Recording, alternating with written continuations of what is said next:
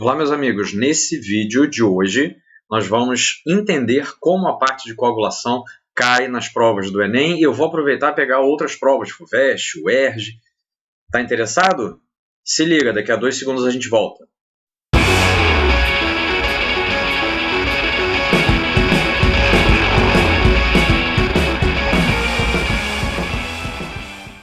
Olá novamente! Bom, então cá estamos para entender como coagulação sanguínea cai na prova do Enem. Se cai, eu já fiz um GPS com hemácias em que nós falamos sobre isso, mas eu vou voltar ao tema e a gente vai ter um tempo, digamos assim, e eu vou trabalhar algumas outras provas. Então vamos lá. Ó, eu estou dentro do banco de dados. Esse banco de dados, como eu já mostrei para vocês, ele é bem robusto, Hoje ele está com 15.956 questões, então são muitas questões, é um banco bastante extenso. Eu vou descer um tiquitito, tá? Porque a gente precisa vir aqui em histologia. Dentro de histologia eu vou colocar aqui, sistema tecido sanguíneo e linfático. Aparecem 93 questões, sim, maravilha, vocês estão vendo ali do ladinho. Eu vou ver aqui embaixo na prova do Enem, ó. Tá? Aqui a gente faz justamente o filtro, a gente vai colocando os filtros. 3 questões no Enem regular, uma questão no Enem Libras, Enem segunda aplicação, cancelado, o digital, que já está disponível, e o PPL. Tá? Então, 4 questões no total. Colocando para visualizar, que questões foram essas? Essa questão é de 2019. Eu já mostrei isso para vocês no GPS de sangue. Então essa questão é de 2019, é uma questão sobre EPO, fala sobre a melhor capacidade do atleta no doping, então não tem a ver com coagulação, ok? Lembra que nosso foco hoje é coagulação. Aqui é uma questão de 2017 do Enem Libras, em que ele coloca uma tabela, aquela questão tradicional, em que ele coloca a tabela, eritrócitos, plaquetas e leucócitos e pergunta se tem algum problema. Essa questão tem a ver com plaquetas. Porque olha só aqui os valores. Vou ler com vocês. O quadro indica o resultado resumido de um exame de sangue, um hemograma, de uma jovem de 23 anos.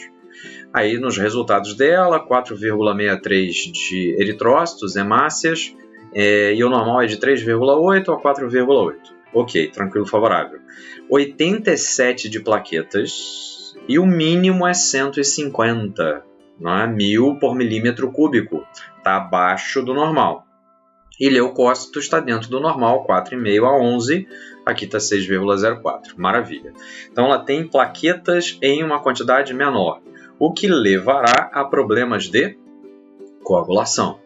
Com base nesses resultados, qual a alteração fisiológica que a jovem apresenta? Letra A, a nossa resposta, dificuldade de coagulação sanguínea. Tá?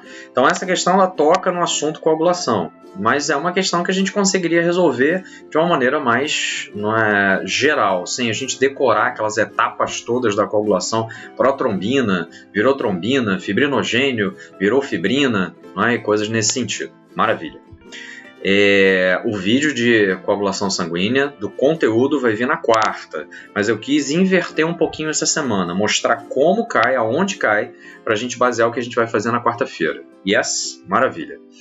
E aí, pesquisadores, nessa questão é uma questão de programa de saúde, então ela fala até de coagulação sanguínea, fala que pesquisadores criaram um tipo de plaqueta artificial feita com um polímero gelatinoso coberto de anticorpos, que promete agilizar o processo de coagulação, quando injetada no corpo.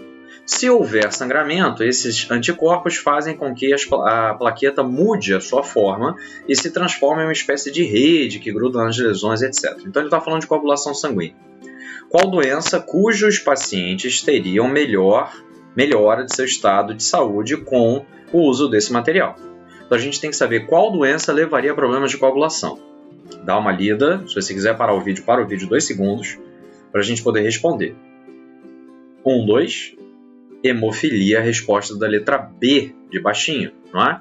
Hemofilia é a falta do fator número 8, principalmente, a principal forma de hemofilia é a falta do fator número 8, e aí, consequentemente, esse tipo de técnica ajudaria essas pessoas que têm problemas de coagulação, tá? Uma coisa que eu vou te mostrar ao longo dessa parte do GPS é que esse texto é de 2013 e a questão de 2017. Então isso quer dizer que a gente tem uma discrepânciazinha aí de tempo, né? Porque o Enem precisa testar as questões dele. E aqui uma outra questão também daquela padrão em que ele mostra os elementos figurados e pergunta se tem alguma coisa errada, tá?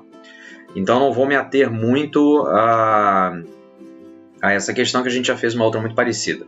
Agora, o que você percebeu, tá? Em relação à coagulação, que é o nosso foco? É necessário para o Enem guardar toda aquela cascata de coagulação, galera de específica? Não. Galera de não específica e específica também, que vai estar fazendo o Enem. O que eu preciso saber? Eu preciso saber qual é o papel básico da plaqueta, que é a coagulação sanguínea. Sim? E aí eu respondo essa questão. Concorda? Essas questões que a gente fez. Então lembre-se que, se você otimizar o seu conteúdo, se você vai fazer uma revisão para o Enem e você não despende tempo estudando detalhes como a cascata de coagulação, outros detalhes relacionados à parte de glóbulos vermelhos, porque já caiu até eritropoietina, você consegue aumentar a quantidade de tempo em que você vai usar para estudar a parte de vacina, por exemplo, que cai muito mais. Então, lembre-se, conteúdo otimizado vai fazer o seu resultado melhorar. Tá? No momento que você entender isso, no início é difícil? É difícil. Conta com a minha ajuda, pede ajuda, auxílio qualquer, manda sinais de fumaça, de alguma forma eu vou te ajudar. Não é? Ou seja, manda mensagem no canal do YouTube, mensagem no perfil do Instagram, direct. Entre em contato comigo para eu poder te ajudar. No início é mais difícil, mas depois que você se acostuma com a história... Perdão, selecionei aqui sem querer. Depois que você se acostuma com a história, fica mais fácil a otimização, fica mais célere. Ó, botei FUVEST agora, tá? Para a gente dar uma olhada na FUVEST. Nessa parte... Vou marcar aqui a analítica. Na múltipla escolha não é múltipla escolha a questão. Essa questão é uma questão analítica. Essa única questão que apareceu aqui. Eu vou só visualizar para a gente ver em que ano aconteceu. Gente, venhamos e convenhamos. 1989. 1900 e Guaraná de rolha. Cara, ela tá aqui porque é maneira legal ter essa questão, mas... Caiu ultimamente, ou caíram questões sobre coagulação na prova da FUVEST? Não. É essa a conclusão que a gente vai chegar. Aí você que é FUVEST, vai estudar para a prova da FUVEST. A gente tem que descobrir o que é importante dentro da sua prova da FUVEST. Já vimos que coagulação sanguínea não é. Eu vou analisar uma outra prova aqui do Rio de Janeiro. Se você quiser que eu analise alguma prova do seu estado, ou alguma prova que não seja do seu estado, mas que você tenha uma preferência, você tenha uma vontade muito grande de saber como é que ela se comporta, mais uma vez, comenta, manda mensagem, segue o perfil no Instagram, manda direct, a gente vai se comunicando, a gente vai construir o teu resultado ao longo do ano. O ERG, 3 questões desse conteúdo. Eu vou marcar aqui a múltipla escolha, 2, que aqui no Rio a UERJ ela tem um exame qualificatório e depois ela tem uma prova específica. O exame qualificatório são questões de múltipla escolha. E aí ele colocou aqui uma questão de doping sanguíneo. Lembra que eu te mostrei uma questão de EPO lá na prova do Enem? Aquela questão de EPO na prova do Enem era sobre doping sanguíneo.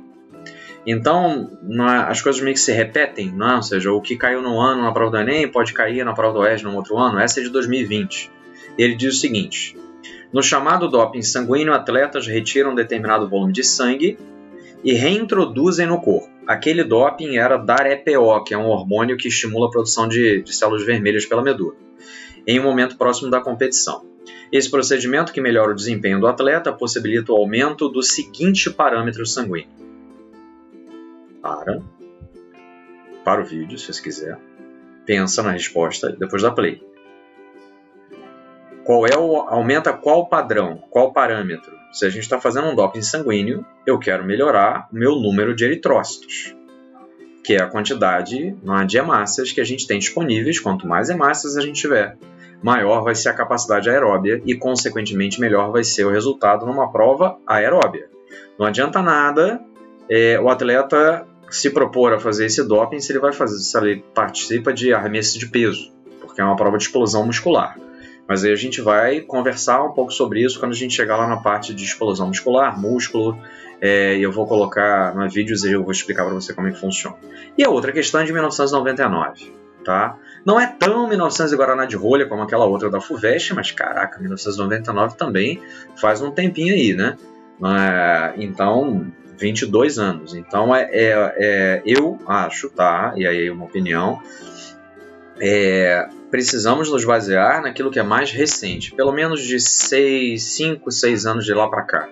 Porque a prova muda, não é? A forma de produzir questões vai mudar, a cabeça de quem está fazendo a questão vai mudar, então vale a pena nós focarmos nos últimos anos. Não que não faça sentido olhar, de repente, questões mais antigas para estudar, mas o foco é nas provas mais recentes. Tudo bem com esse GPS de hoje? Maravilha! Eu estou fazendo um GPS de coagulação invertido, é como se a gente estivesse olhando questões e preparando a cabeça para a aula da quarta-feira, que vai ser sobre coagulação, e eu vou colocar na aula disponível para você quarta-noite. Eu também vou inaugurar essa semana um vídeo da sessão estilo NASA, do tipo de vídeo lá estilo NASA. Eu coloquei uma postagem sobre doença de Crohn e eu tive alguns feedbacks, algumas respostas, inclusive respostas no próprio Instagram, e aí eu achei que valia a pena eu falar um pouquinho mais sobre doença de Crohn, intolerância à lactose, etc. Eu vou gravar esse vídeo ainda essa semana e vou disponibilizar para vocês, tá? Então, quarta tem vídeo sobre coagulação e sexta, como eu apresentei para vocês o GPS antes, sexta-feira a gente vai falar sobre nossa cabeça, tá? Se você quer algum tema específico, me escreve. A única coisa que eu te peço compartilhe o vídeo. Vamos fazer esse vídeo, essa forma de entender como a gente tem que se comportar para o vestibular, para estudar para a prova, a chegar a uma quantidade maior de alunos, para que a gente possa alcançar uma quantidade grande de alunos que não têm condições, inclusive, de ter aulas como essa, tá? Então a única coisa que eu peço é compartilhe o vídeo, fale com um amigo, indique, siga o canal, siga o perfil, tem Instagram, Facebook, YouTube, site www.ladoa.com.br. Entra lá também, consome o conteúdo e a gente vai se falando, tá? Foi um prazer inenarrável ter estado com vocês. Nos vemos novamente na nossa próxima aula. Beijos no coração.